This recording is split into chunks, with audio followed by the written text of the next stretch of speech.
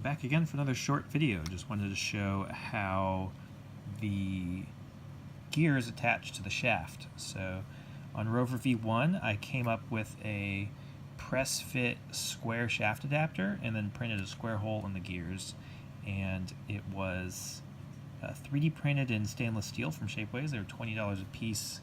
You had to drill them out and they were a pain.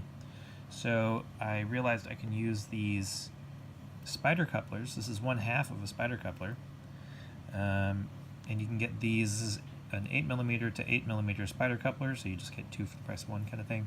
You can get it from AliExpress.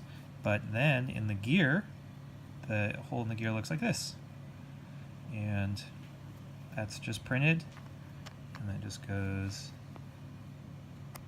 and it just slips right on.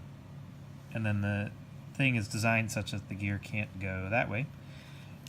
And this has a nice shaft clamp, and that is how you hold the gears on the motors on Rover V2.